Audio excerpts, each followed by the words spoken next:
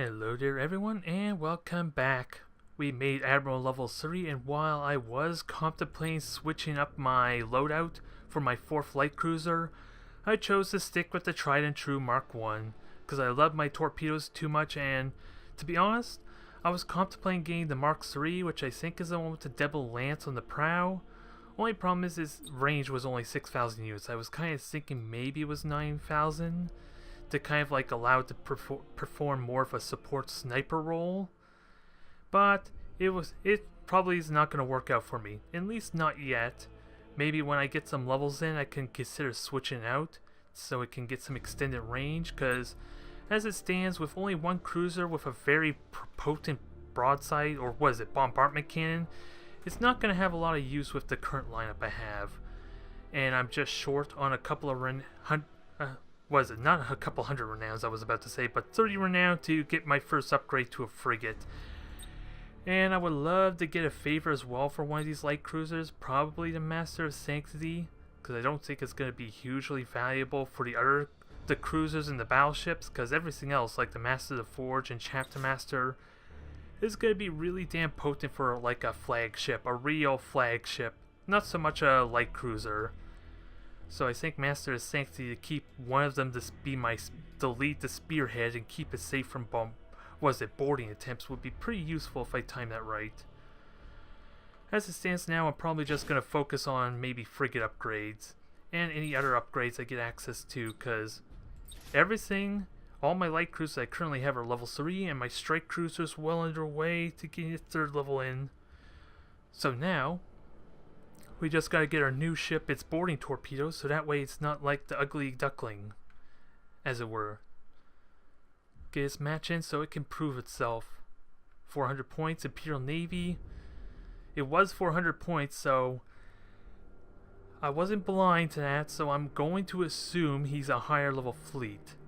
How high level? I don't know what exactly 100 points tells me, but I'm gonna assume he may be a full level 8 then, which makes this a bad opportunity to put my level 1 in there. Maybe. But that begs the question, would my strike cruiser be the right ship for that? It's not going to have the right type of ships to support it. I don't know how I want to do this. I may have to consider this one I'm going to lose. I'm not quite sure how I want to do this fleet. I got a massive amount of torpedoes to kind of burst up and down at least. Lots of boarding attempts available with my Thunderhawks, and lots of defenses, but Nova Cannons is a real likeliness, but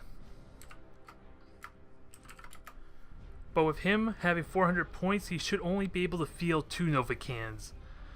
So, to be fair, even my strike cruiser would not have been able to absorb that through the shields alone, because the strike cruiser only has 100 shields, so it would not have made that much of a difference. So 4 light cruisers, lots of boarding attempts, lots of torpedoes to burst something down. I really question this play, but like how 300 points felt really awkward for a Tau, I feel like maybe 400, 500 points is really awkward for me as Space Marines. Until I can get my 2nd strike cruiser, then I should feel more comfortable. As it stands now, all I want is to keep the ship alive, the level 1, so it can get its boarding torpedoes in. Underway. So let's just launch some torpedoes. We're going to reload to kind of speed up the torpedo reload, and I'm hoping they come back online for at least my orders come back online well before I engage. Because these torpedoes are going to keep him away from the Nebula Cloud, because he's got an amazing opportunity to utilize that. Thankfully, torpedoes don't rely so much on that, so I should be okay. Now, I don't think those are short burn torpedoes. I should be okay there. And speaking of torpedoes, mines are back online. Let's keep hurrying him away from this damn Nebula Cloud. He's not welcomed. He's not allowed. I'm going to take the Nebula Cloud for myself there, fella. At least that's the plan, and I have lots of fighters that kind of hopefully shoot down his torpedoes. Let's see, he's got a cruiser, he's got a light cruiser, so no need to worry about Dominators at least, so I got that going for me. Stormhawks are back. I just gotta be ready for this torpedo. Hell, I could just fly through that opening. Is it possible to fly through that hole, that little gap he has for me? Because his ships did get separated, that is a plus. This still looks like it's still gonna hit. Ooh. Oh, even better, they just got shot down. I am fine with that. That works out well. Hard turn. Try and do some shots in there, and looks like I may have to take evasive maneuvers with one of my cruisers. Just a little bit. Stormhawks, do your thing. Ooh, thank you kindly. I may still need to take evasive maneuvers. Yeah, am I going to take that hit? Okay, I took 2 hits and they were melted torpedoes, so that is a bit of a whiff on his part. Moving to position. So, how do I abuse this? Because he's clearly hugging a nebula cloud. And I have 100 shields, so it's not like the shields are that big of a deal, right? I'm relying more on my armor to give me durability. Oh well. That just gave me an opportunity to regroup my fleet, so thank you kindly for that there. That was the most generous thing you did to me all match. And while that looked like it was a bad torpedo shot, but it does separate his one ship there. And he is something, he does have Imperial Navy kind of favor. I saw that frigate spawn. He has 2 of them even. And it looks like those Cobras have short burn torpedoes too.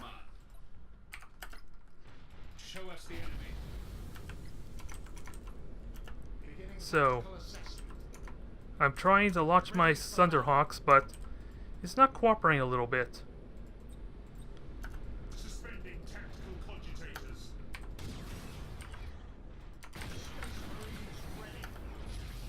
Plasma bomb did little because my shields are still up. But this is a bad position for me because of the lack of boarding. And why am I messing up with my controls here? Oh, I'm hitting the wrong button, that explains it. Okay, micro warp jump is happening. I heard a micro warp jump, I don't know where it was. So, we evade, we try and kill these things. And he has lances too, so that's a bit of a problem. So he has a Gothic there. If I could take that out, that would be good. But again, he's abusing these, he's abusing his position a little bit. Damn it, I flew right into that. If I could cripple the weapons, that'd be great, but I need to get close enough first.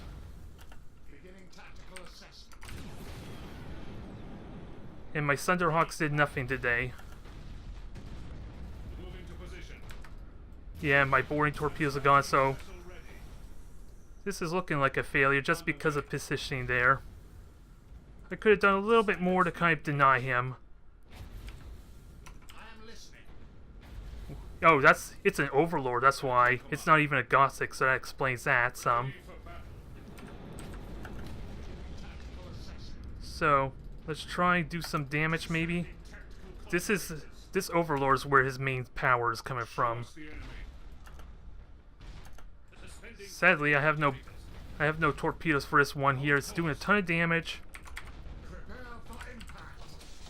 If I can get some boarding attempts in, which I kind of failed on, so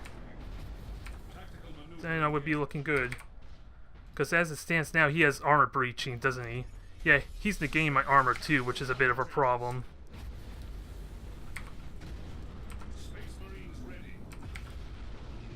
So I think it's time to abandon that. He's kind of self-equipped to deal with the Space Marines right now.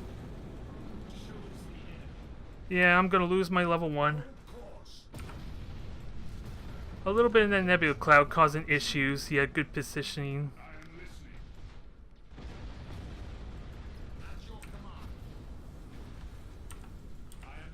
Yeah, he has lances and everything, so he was equipped for this battle. And he dodged my torpedoes really well. So high level battle, not really the upgrades I needed, so... Loss finally happened. And even a beacon would not have done much for me, because look how massive the nebula cloud is, so strike cruiser would not have done anything there. That's a shame. I would have liked the level 1 to live, but at least I wanted to put a serious effort in, so how could I have done that better? Probably done a little more if I had hit with the proper torpedoes. If I actually dived in there and actually had working torpedoes that hit the Overlord and crushed it, then that would have done something. As it stood now, I whiffed my boarding torpedoes when he was in a nebula cloud, for crying out loud. So that was a huge mistake right there. I should have kept with the regular torpedoes. I could have even just kited out of range and just kept bombing him at a distance. Eventually they would hit there. So especially if I had them arced in a way where they would kind of crisscross, that would have been the smart thing. As it stands now, that was an abysmal failure, so let's try and correct that, shall we? I still want to get this thing leveled up for its versatility and options, although that does cost me the upgrade I would like for this Hunter, because that could have given me extended sensors, which I was planning on getting for the Hunter.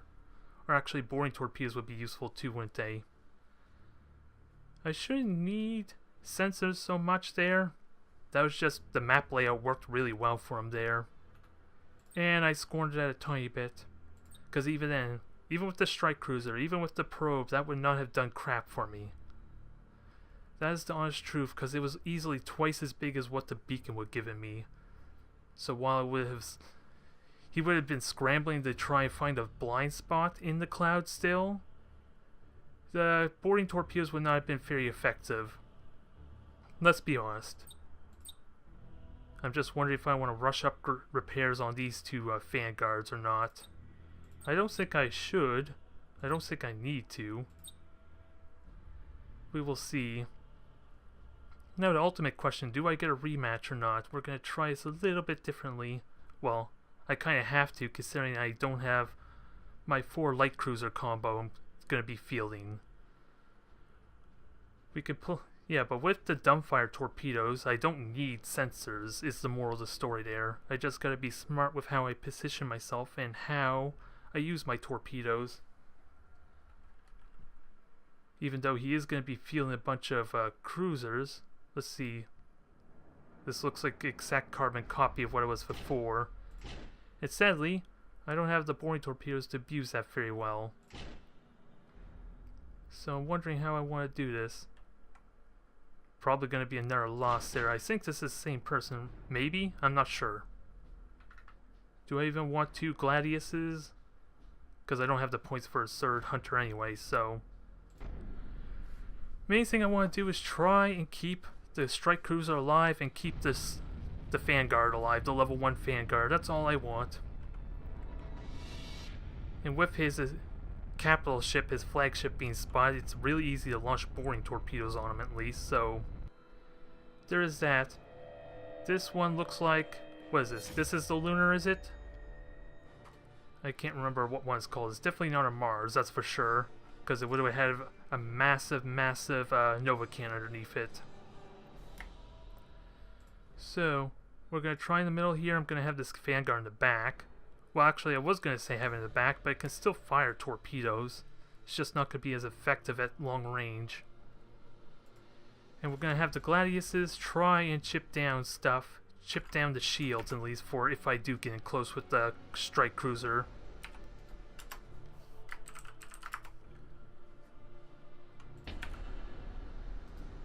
So autocast that, and we'll let the first salvo go, and then afterwards we'll see what happens. Where would he most likely go? Normally a corner, as always. Show us the enemy. So, there he is, level 6. We're just going to aim for the generators. Ready For if this does drag out, at least it gives me more time to cancel his warp. moving to position. Not much else I could do, and can I fire torpedoes? Underway. Dumbfire a bunch of torpedoes in a way this hits him. Don't know if that was a good arc or not, considering he's moving sideways. Tactical maneuver engaged. But he's got the fighters. He's got another okay, he's got 2 lunars. Oh, it's a dictator, not a lunar. The lunar is probably the hybrid, was it, macro batteries and lances then, from what I can tell. So, Underway. Hold course. so he's easily got enough defenses to deal with that, and he's got the Widowmaker too, so that's a bit of a problem as well. It probably was a mistake to fire those boarding torpedoes in a stasis bomb. Space Marines ready. So he's got a Mars and everything. So clearly I'm fighting a high-level fleet here, without a doubt. So he's got a Mars and he's got this dictator here. So still, the strategy stays the same. It comes down to whether I can kill that generator. I got the Thunderhawks slowly killing his fighters in hell. I got Stormhawks to help do more of the same, quite frankly. I am listening. Just gotta be careful of the damn Mars. Because I would like to kill its Nova Cannon. That's really unreliable though, without a doubt. Hold course. Space Marines ready. But now that his fighters are dying, I do have a bit more of a window to kind of shoot down his stuff. Underway. A little bit more.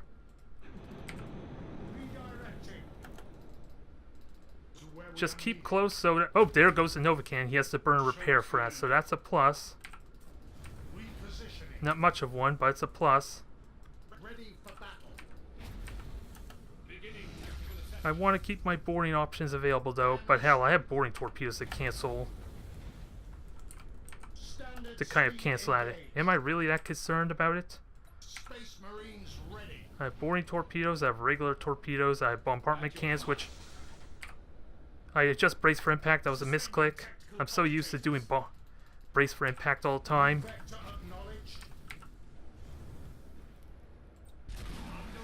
So, let's try and punish him for this game. And he's not replenishing his fighters, so I have that going for me still. So bombardment torpedoes are still valuable here.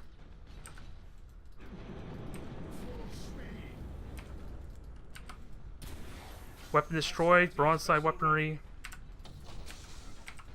Keep the level 1 alive because it's taking a bunch of damage.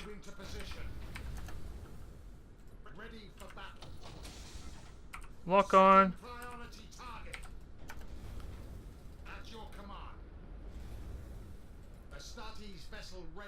I still want to kill the generator. You're not killing the generator for me, you cursed thing. You have one job, and you give me a bunch of fires instead.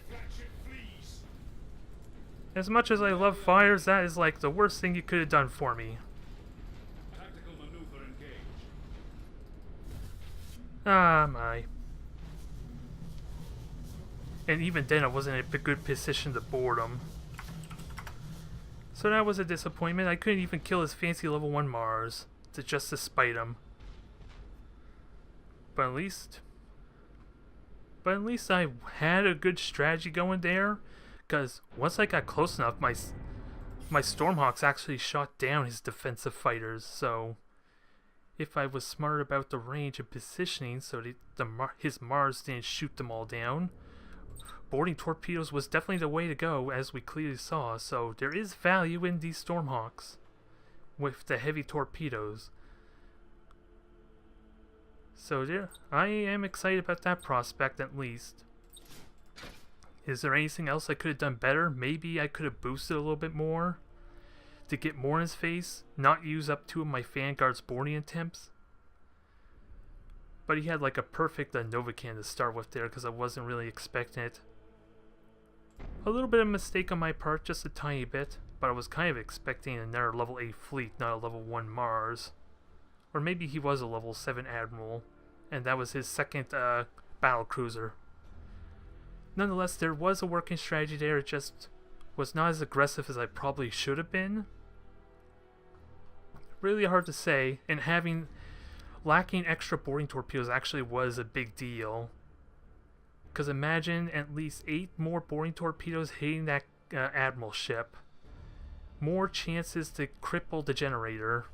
Although he could have just easily repaired, but it would be really handy to kill the generators earlier so I can potentially kill them again with more boring torpedoes.